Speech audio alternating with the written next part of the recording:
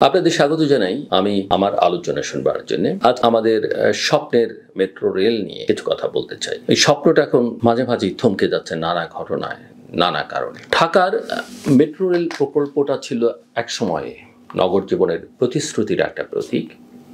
এটা এমন একটা স্বপ্ন যেখানে প্রতিদিন কয়েক মিলিয়ন মানুষ ভরসা করত সময় বাঁচাবার, যানজটমুক্ত এক শহরের আশায়।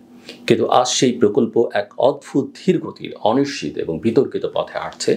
আর এই সংকটের কেন্দ্রে রয়েছেন Dhaka mass transit company limited DMTCL এর ব্যবস্থাপনা পরিচালক মিস্টার ফারুক আহমেদ, যাকে ঘিরে তৈরি হয়েছে নানা অভিযোগ, অব্যবস্থাপনা আর আস্থার গভীর সংকট। ফারুক আহমেদের নিয়োগ নিয়েই শুরু বিতর্কটা। অভিযোগ রয়েছে তিনি অস্ট্রেলিয়ার নাগরিকত্ব পেয়েও সেটি গোপন রেখে এমডি পদে নিযুক্ত হয়েছেন, যা বাংলাদেশের পাবলিক সার্ভিস আইন 2018-র স্পষ্ট লঙ্ঘন। আইন অনুযায়ী কোনো সরকারি কর্মকর্তা যদি বিদেশি নাগরিকত্ব অর্জন করেন তবে তার সরকারি পদ ধরে রাখবার বৈধতা থাকে না।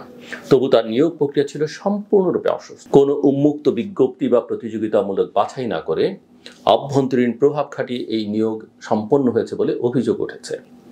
তার উপর ফারুক আহমেদের নামে ভারতের আধার কার্ডও পাওয়া গেছে, যা কেবল ভারতীয় নাগরিকদের জন্য প্রযোজ্য। এমন একজন ব্যক্তির হাতে দেশের সবচেয়ে বড় অবকাঠামো প্রকল্পের দায়িত্ব দেওয়া কতটা সঙ্গত, সেটাই এখন প্রশ্ন। ডিএমটিসিএল পুরোপুরি রাষ্ট্রীয় মালিকানাধীন সংস্থা, যেখানে নিয়োগ বিধি কঠোরভাবে অনুসরণ করবার কথা, কিন্তু এই ক্ষেত্রে সেই নিয়ম মানা হয়নি। বরং ফারুক আহমেদ নিজেই দাবি করেছেন যে ঊর্ধ্বতন ৬৭ জন কর্মকর্তা তার নিয়োগকে সমর্থন দিয়েছেন, যা শোনায় এক প্রকার প্রশাসনিক নাটকীয়তার মতো, যেখানে যোগ্যতার চেয়ে সমর্থনপত্র বেশি গুরুত্বপূর্ণ হয়ে উঠেছে। তার নিয়োগের পর থেকেই প্রকল্প বাস্তবায়নের গতি কমতে শুরু করে। এমআরটি লাইন 1 ও এমআরটি লাইন 5 দুটো প্রকল্পই এখন কার্যত স্থবির। সাম্প্রতিক অগ্রগতি প্রতিবেদনে দেখা যায় যে এমআরটি 1-এর 12টি প্যাকেজের মধ্যে অর্ধেকেরও বেশি 6 মাস ধরে অগ্রগতি দেখাতে পারেনি। এই অচল অবস্থার মধ্যেই 2025 সালের 2রা নভেম্বর ডিএমটিসিএল আবারও এমআরটি লাইন 1 এর CP05 প্যাকেজের টেন্ডার বাতিল করেছে। প্রকল্প পরিচালক আফতাব হোসেন খান জাইকার কাছে পাঠানো এক চিঠিতে জানিয়েছেন, টেন্ডার প্রস্তাব অনুমোদিত ব্যয়ের তুলনায় অস্বাভাবিকভাবে বেশি, এমন যুক্তিতে টেন্ডার বাতিল করা হয়েছে। এই সিদ্ধান্ত এসেছে ডিএমটিসিএল বোর্ডের 71তম সভা থেকে, যেখানে দীর্ঘ আলোচনা হয় ব্যয়, সময়সীমা এবং টেন্ডার প্রক্রিয়া নিয়ে। কিন্তু এই ব্যাখ্যা যে সবাইকে সন্তুষ্ট করতে পারেনি তা বোঝাই যায়, কারণ প্রকল্পটি জাইকার ঋণ সহায়তায় চলছে এবং তাদের অনুমোদন ছাড়া টেন্ডার বাতিল করা যায় না।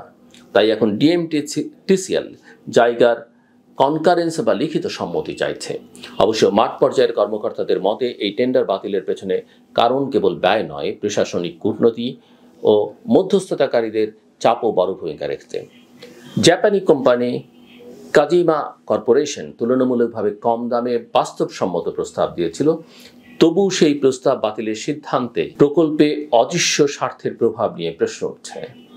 ডিএমটিসিএল এর ভেতর থেকেও অভিযোগ উঠেছে যে বর্তমান এমডি নিয়মকানুন উপেক্ষা করে ইচ্ছে মতো সিদ্ধান্ত নিচ্ছেন, যার ফলে প্রকল্পে বিলম্ব হচ্ছে এবং জাপানের সঙ্গে দীর্ঘমেয়াদী সহযোগিতা ঝুঁকির মুখে পড়ছে। কয়েকজন কর্মকর্তা জানিয়েছেন, অফিসে এখন ভয় আর অনিশ্চয়তার পরিবেশ বিরাজ করছে। এমডি নিজের ঘনিষ্ঠজনদের পরামর্শে গুরুত্বপূর্ণ পদে পরিবর্তন আনছেন, সিনিয়র কর্মকর্তাদের বদলি করছেন, এমনকি কয়েকটি গুরুত্বপূর্ণ পদ শূন্য ঘোষণা করেছেন। এর ফলে সিদ্ধান্ত গ্রহণের প্রক্রিয়া জটিল হয়ে পড়েছে, ফাইল অনুমোদনে বিলম্ব হচ্ছে এবং প্রশাসনিক কাজ প্রায় থেমে গেছে। ফারুক আহমেদের বিরুদ্ধে আরেকটি গুরুতর অভিযোগ হলো স্বার্থ সংঘাত। নিয়োগের আগে তিনি বিভিন্ন দেশের মেট্রো প্রকল্পে কাজ করেছেন, অস্ট্রেলিয়া, হংকং, সৌদি আরব ও ভারতে। সম্প্রতি তিনি বিশ্বব্যাংক পুষ্ট পরামর্শ প্রতিষ্ঠান সিস্ট্রাতে কাজ করেছেন। অভিযোগ উঠেছে তিনি নিজের পূর্ববর্তী প্রতিষ্ঠান বা অংশীদারদের সুবিধা দিতে কিছু সিদ্ধান্ত নিচ্ছেন, যা প্রকল্পের স্বার্থের পরিপন্থী।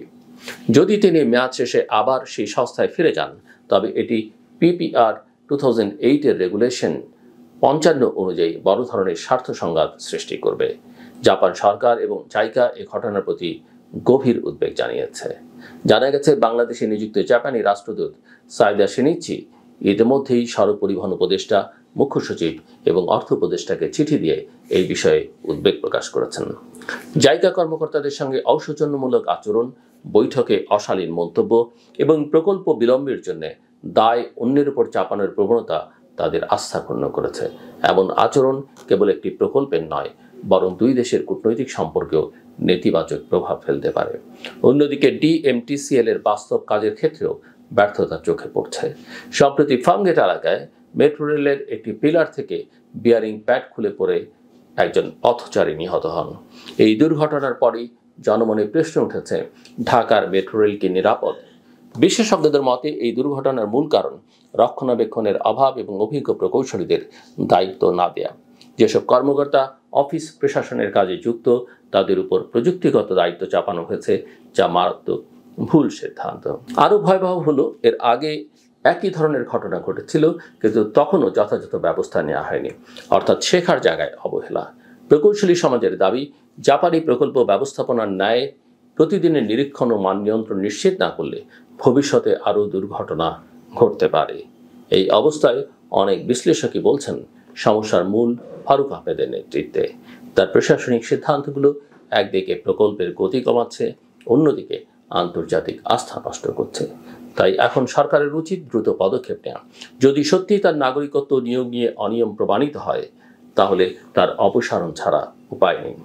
বাংলাদেশ সরকারও বিষয়টি গুরুত্বের সঙ্গে দেখছেন বলে কোনো সূত্র জানাচ্ছে। উচ্চ পর্যায়ের কর্মকর্তারা বলছেন, জাপানের সঙ্গে সম্পর্ক দেশের কৌশলগত স্বার্থের সঙ্গে গভীরভাবে যুক্ত। একটি ব্যক্তির প্রশাসনিক ভুলের কারণে সেই সম্পর্ক ক্ষতিগ্রস্ত হতে দেয়া যায় না, বিশেষত যখন মেট্রো রেল ছাড়াও মাতারবাড়ি গভীর সমুদ্র বন্দর, পায়রা পাওয়ার প্রজেক্ট এবং জাপানি বিনিয়োগের প্রায় 15 থেকে 20 বিলিয়ন ডলারের অন্যান্য প্রকল্প এই সম্পর্কের উপর নির্ভর করছে। অন্যদিকে পরিবহন বিশেষজ্ঞদের মতে, এই প্রকল্প কেবল যাতায়াতের উন্নয়ন নয়, এটি নগর অর্থনীতির প্রাণরেখা। প্রশাসনিক অনিশ্চয়তা ও টেন্ডার প্রক্রিয়ার অস্বচ্ছতা যতদিন থাকবে, ততদিন প্রকল্পের সময় ও ব্যয় দুই অস্বাভাবিকভাবে বাড়বে। তার মতে, অর্থাৎ এই বিশেষজ্ঞদের মতে, জাপানের আস্থা বজায় রাখতে হলে এখনই স্বচ্ছতা ও পেশাদারিত্ব ফিরিয়ে আনতে হবে। এখন প্রশ্ন, ঢাকার মেট্রো রেল প্রকল্পটিকে আবার গতি পাবে? উত্তর নির্ভর করছে সরকারের সাহসী সিদ্ধান্তের উপর। যদি দ্রুত তদন্ত, স্বচ্ছ নেতৃত্ব এবং অংশীদারদের আস্থা পুনর্গঠনের পদক্ষেপ নেওয়া হয়, তবে হয়তো এই প্রকল্প আবারও জীবিত হবে।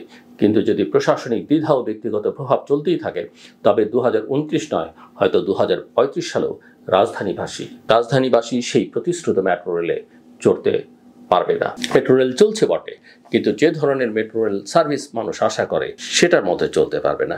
একজন সাবেক প্রকৌশলী কোথায় যেন বলছিলেন যে প্রতিটি টেন্ডার বাতিল মানে অন্তত 1.5 বছর দেরি, আর এক একটা ভুল সিদ্ধান্ত মানে এক একটা বিশ্বাস হারানো। আজ এই বিশ্বাসটা সবচেয়ে বড় সংকটে। ঢাকার মেট্রো রেল শুধু একটি পরিবহন প্রকল্প নয়, এটি বাংলাদেশের উন্নয়নের মানচিত্রে আত্মবিশ্বাসের এক প্রতীক। সেই প্রতীক যেন দুর্বল নেতৃত্ব, অস্পষ্ট প্রশাসন আর আত্মসন্তুষ্ট রাজনীতির নিচে ভেঙে না পড়ে। সেই দায়িত্ব এখন সরকারেরই। যদি এখনই সঠিক পদক্ষেপ নেওয়া না হয়, তবে ইতিহাস হয়তো লিখবে, ঢাকার মেট্রো রেল থেমে গিয়েছিল রেল লাইনে নয়, বরং অফিস টেবিল। আমার কথা শুনবার জন্য অসংখ্য ধন্যবাদ। আপনাদের সবার জন্য শুভকামনা।